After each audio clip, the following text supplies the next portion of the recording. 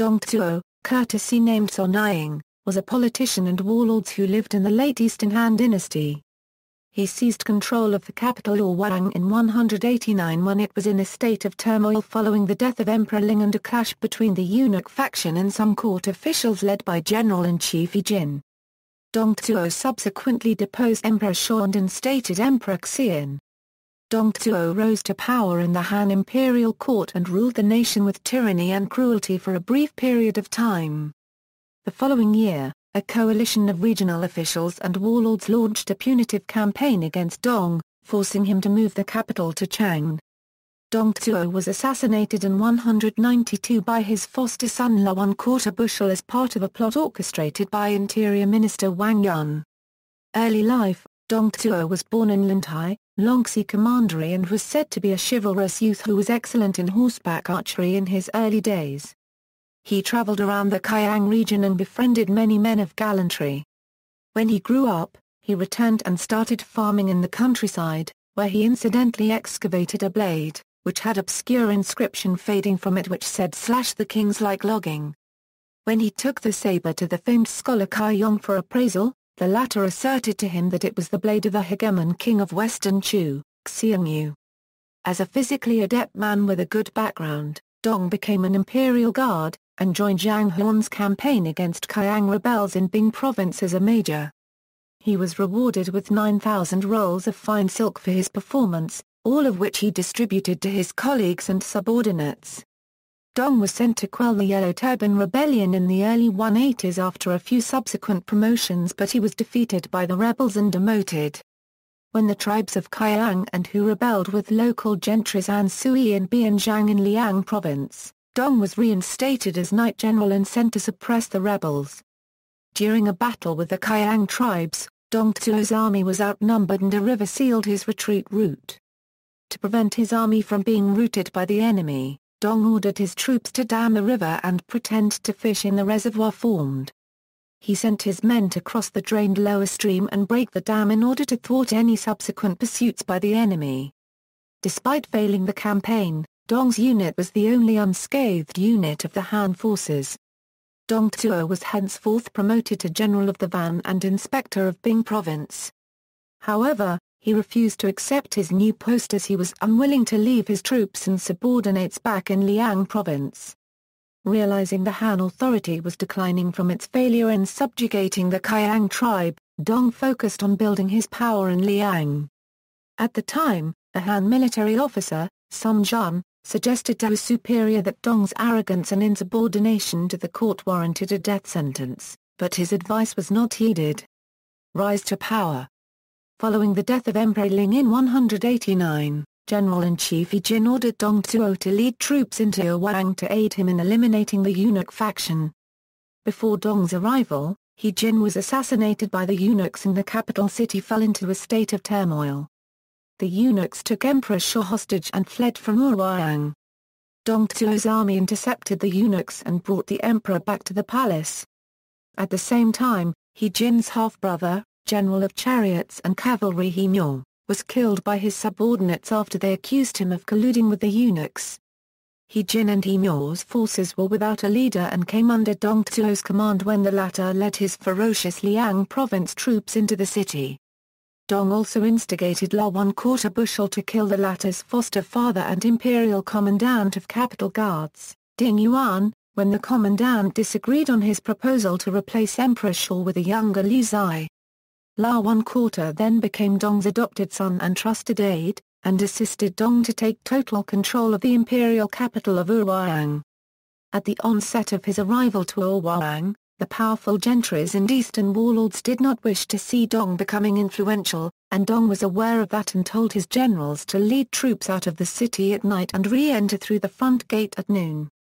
Thus, the lords perceived Dong as possessing a sizable army and dared not make a move, and Dong was able to grab power using a series of plots deemed unjust in most Confucians' eyes.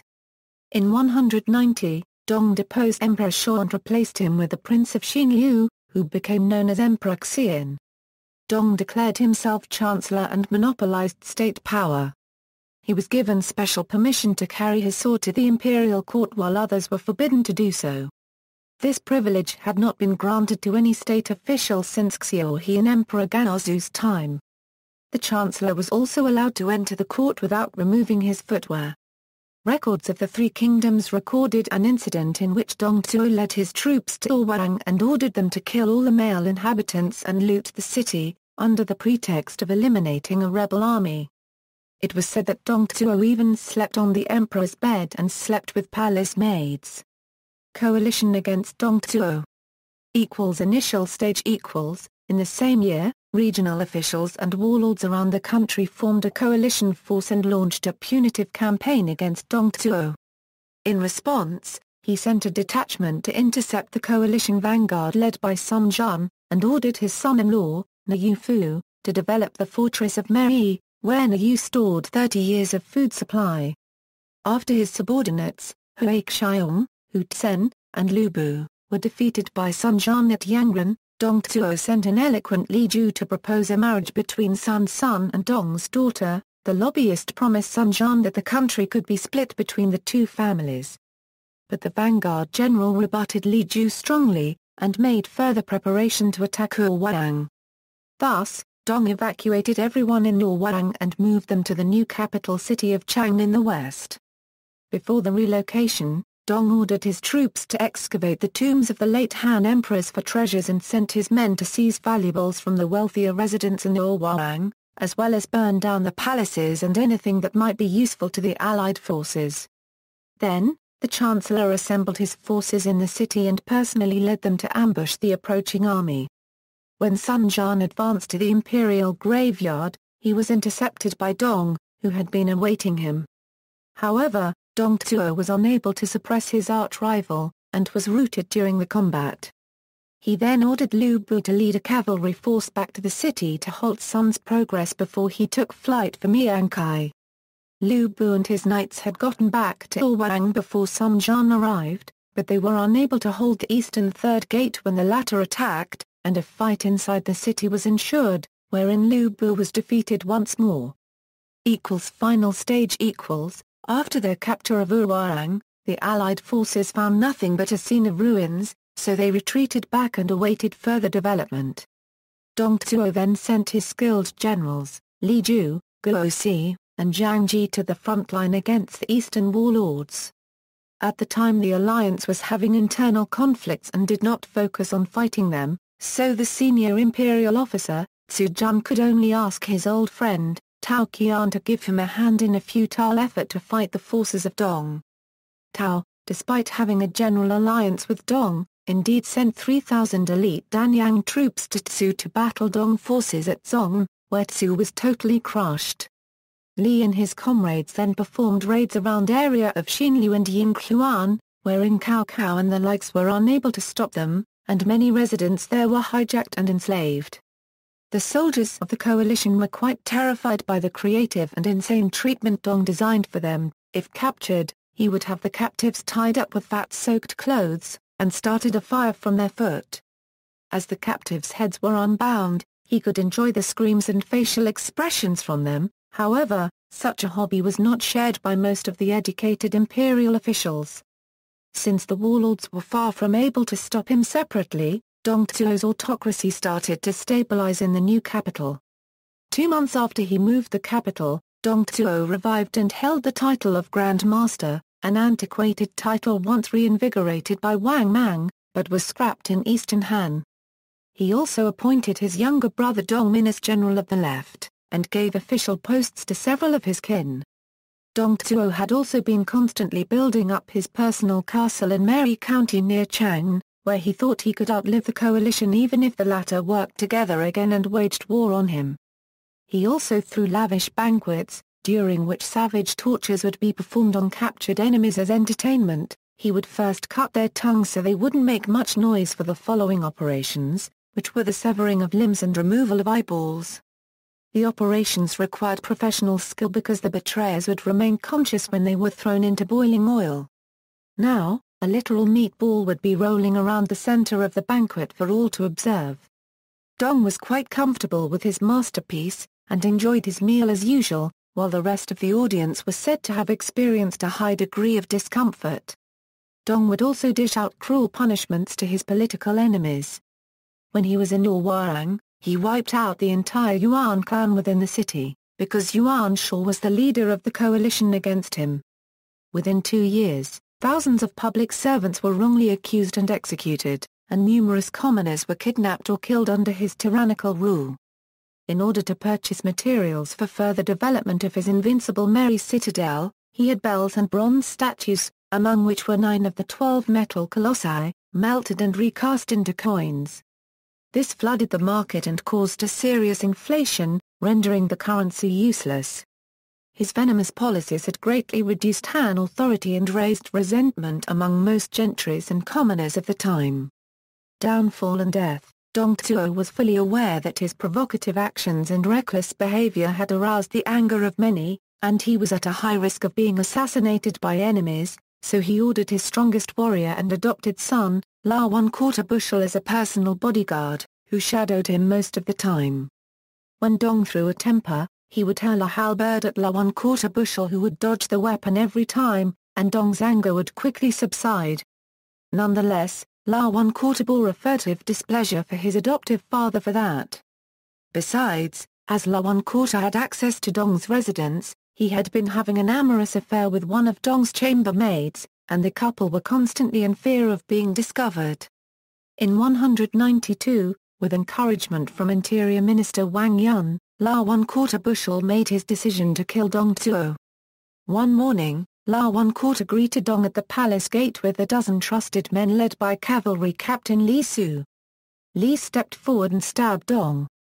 Dong cried out for La 1/4 bushel to save him, but La 1/4 merely answered, "This is an imperial order," after which he delivered a fatal blow to Dong.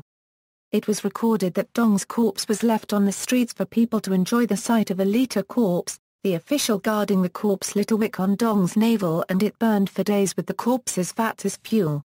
But a special provision stating anyone who went forth to collect the body would be killed.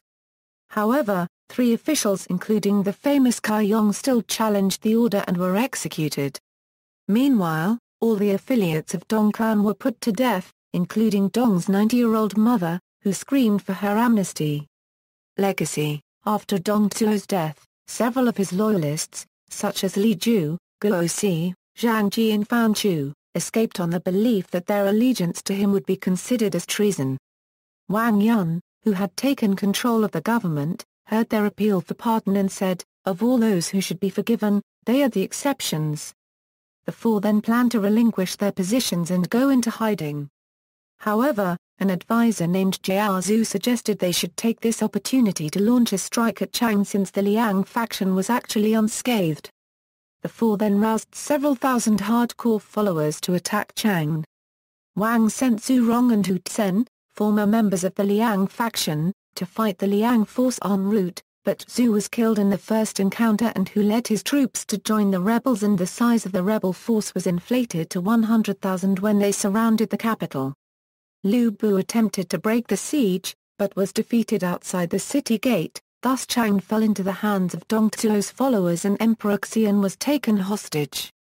State power fell into the hands of the Liang faction once again.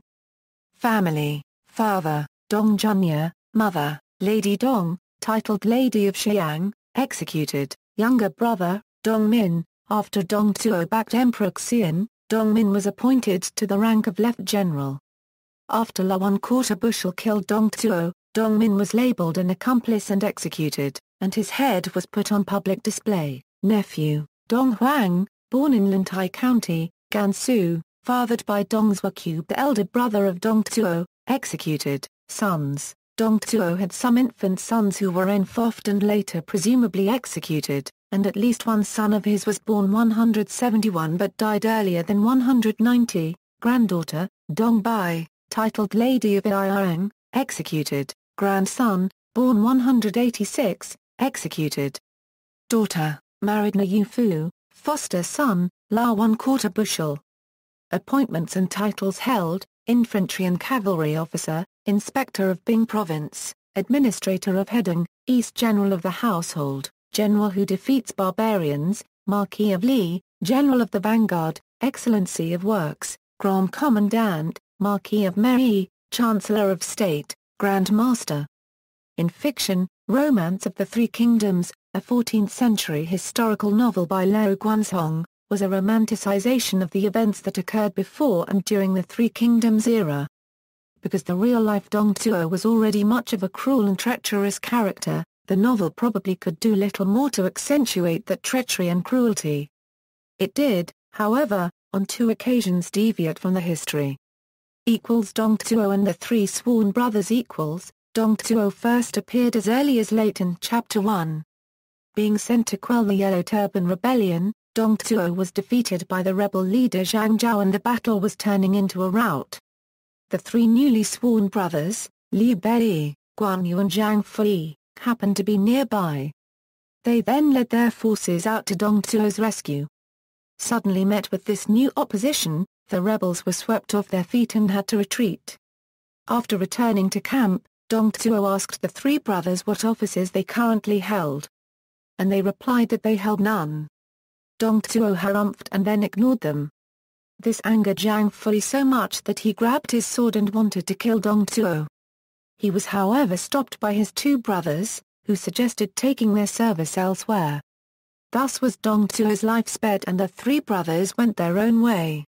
Dong Zhuo and Diaochan. Perhaps the most popular story about Dong Zhuo was the fictional love triangle involving Dong Zhuo, La 1/4 bushel and Diaochan, which eventually led to the death of Dong Zhuo in the hands of his own adoptive son, La 1/4 bushel.